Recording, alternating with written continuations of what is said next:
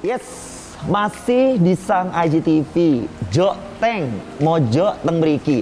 Kita ingatkan, buat yang kepingin banget bergabung, pengen tahu informasi tentang kita, Sang Aji TV, jangan lupa ya, follow IG kita, @sangaji.tv Jogja. Hanya satu account, tidak ada akun yang lainnya.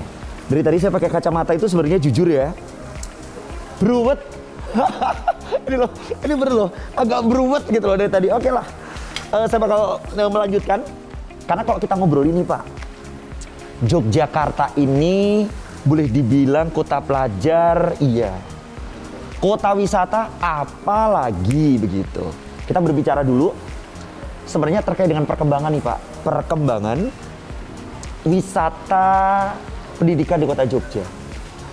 Sebelum pandemi seperti apa dan setelah pandemi seperti apa gitu. Monggo silahkan. Iya. Yang menarik di sini, tadi sudah dijelaskan oleh Mas Anang, bahwa Jogja itu punya banyak predikat. Kota budaya iya, kota pendidikan juga iya, Yes. kota pariwisata iya.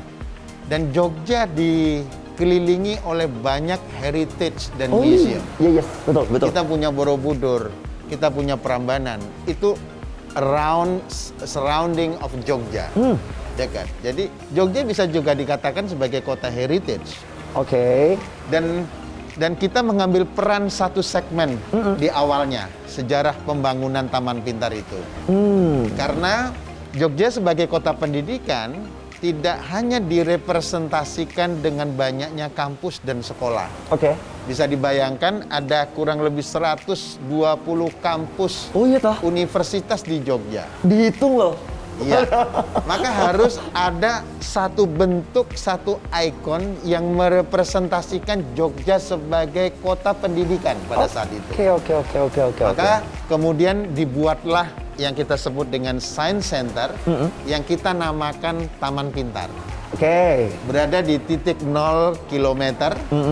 Itu dulunya tempatnya tidak maksimal, itu di awalnya Taman Pintar itu adalah kios buku, toko buah, terminal, kemudian juga betul. itu kawasan kumuh di pusat kota pada saat itu. Pada zamannya waktu Iya, itu. pada zamannya. Nah, kemudian disulap, dibuat satu bangunan, yang bangunannya sekarang itu kalau nggak salah gedung bioskop ya. Iya. Gedung bioskop Soboh namanya. Gedung bioskop Soboh yang kemudian dibangun, jadilah Taman Pintar sekarang. Oke. Yang sekarang ini sudah menjadi sebuah pusat percontohan. Ini Ini awal. Hebat. Nah, dalam sejarah perkembangan Taman Pintar, Taman Pintar itu sebagai sebagai Science Center yang berbasis pada pendidikan. Itu dulunya di bawah Dinas Pendidikan. Dulu di awal. Kalau sekarang, Pak? Makanya UPT Pendidikan.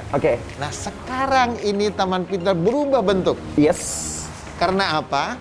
Karena Taman Pintar mencoba mengintegrasikan aktivitas masa lalu, masa kini, dan masa yang akan datang. Oh iya. Jadi Taman Pintar itu is a hub for future tradition.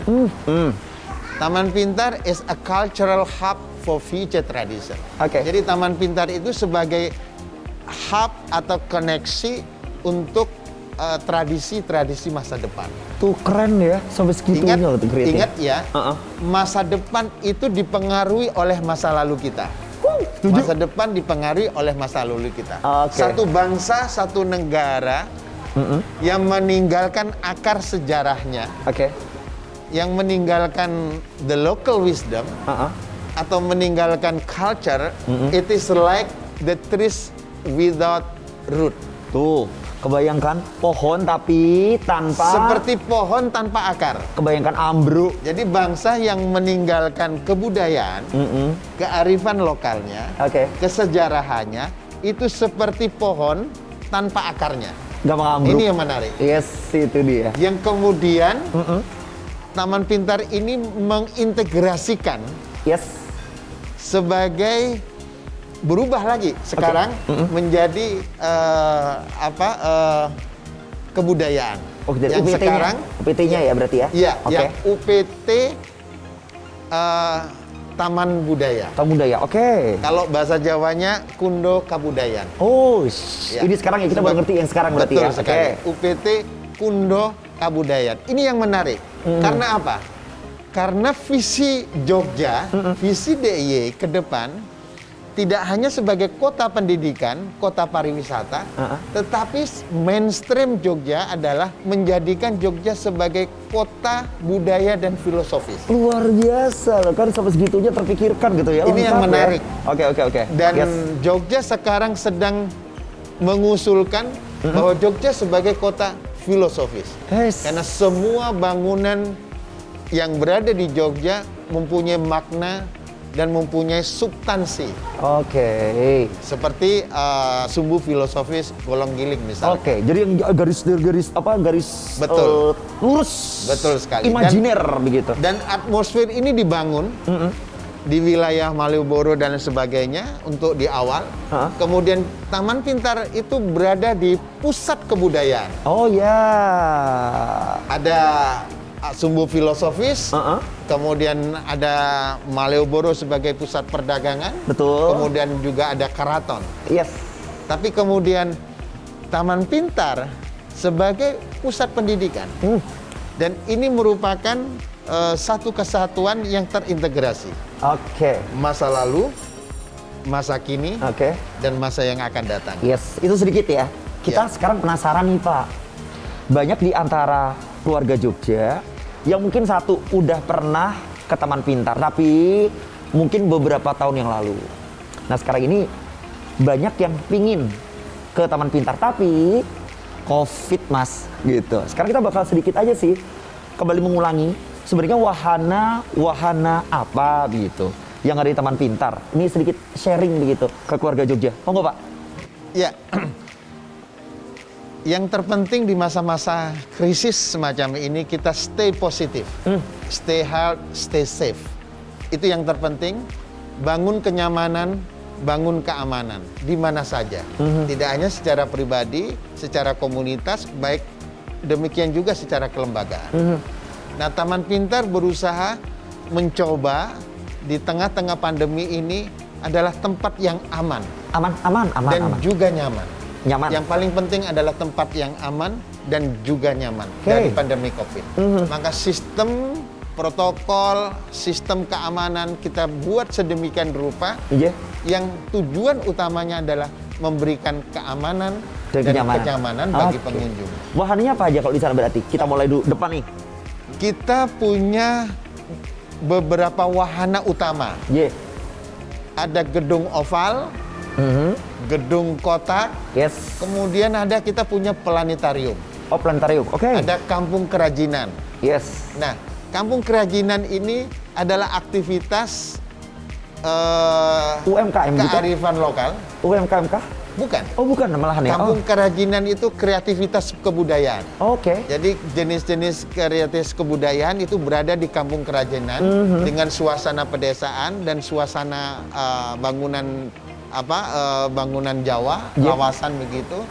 Ini untuk merepresentasikan bahwa Taman Pintar itu juga sebagai mempertahankan kearifan lokal. Jadi ada kegiatan kreativitas kebudayaan seperti bagaimana membatik, kemudian juga bagaimana melukis di atas kaos, di atas gerabah dan sebagainya. Ini adalah edukasi awal untuk pelajar. Untuk pelajar kita. Mengenalkan membatik buat pelajar begitu. Betul sekali. Karena pelajar kita itu batik sudah tahu. Bentuk batik pakai batik sudah pasti.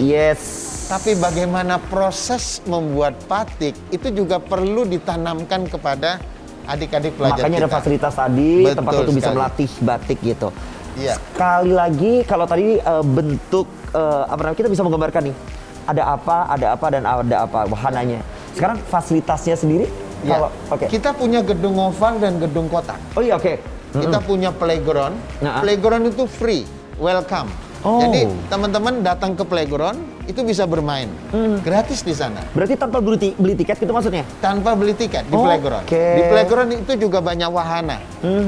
Misalkan ketika masuk gedung Taman Pintar di awal, ketika masuk itu disambut dengan tapak dan kaki presiden. Oh ya itu. Kemudian di tengahnya itu ada peace gong sebagai simbol kebinekaan dan persatuan. Gongnya gede, itu betul. Ada lambang perdamaian begitu.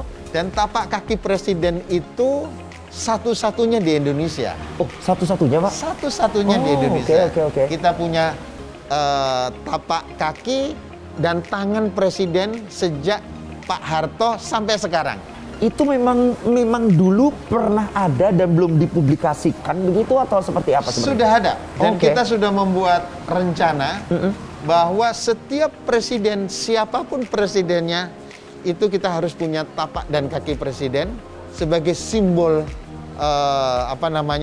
pahlawan kita, sebagai simbol pemimpin kita yang harus dihargai oleh semua kalangan bangsa. Insya Allah saya besok jadi presiden berarti saya punya tapaknya ya Pak ya? Amin. Diamini sama Bapak. Nanti kita bisa, Mas Anang bisa bikin tapak tapi di Kampung Kerajinan. Oh iya. Itu dari Tanah Liat ada. Oh iya. Oke, ini menjadi solusi ya. Tadi kan fasilitasnya ada nih, playground. Iya. Kemudian ini juga katanya ada nih Pak buat teman-teman PAUD. Ada ya? Betul. Ini ada sisi timur sama sisi barat begitu? Betul sekali. Oke, ini buat siapa nih Pak sebenarnya? Nah, kita punya PAUD Timur dan PAUD Barat. Yes. Nah, PAUD Timur dan Barat ini adalah wahana permainan yang diperuntukkan untuk adik-adik kita umur 2 sampai 7 tahun. Oke. 27. PAUD Timur, PAUD Barat. Nah, pada saat pandemi kita tutup. Oke. Jadi kita tidak menerima adik-adik kita di umur 2 sampai 7 tahun. Alasannya? Alasannya memang sangat rentan buat untuk keamanan dan security di masa pandemi ini. Jadi kita yang buka hanya planetarium, kampung kerajinan, gedung oval dan gedung kotak. Yes. Kita buka untuk publik dan mereka tetap bisa menikmati pengalaman sains dan kebudayaan di Taman Pintar tanpa mengurangi rasa aman dan nyaman. Oke, ini sekilas loh, kita masih punya kejutan-kejutan lain lagi yang akan kita hadirkan di Joteng tentang Taman Pintar. Tapi Pak, jadi kita sebenarnya sudah mengumpulkan begitu tanggapan dari keluarga Jogja yang mereka sudah pernah ke sana dan mungkin mereka puas, ada mungkin yang ingin memberikan masukan terkait dengan Taman Pintar. Seperti apa? Jangan kemana-mana karena kita akan balik lagi tetap di sini Joteng Mojok Teng Mriki. Stay there.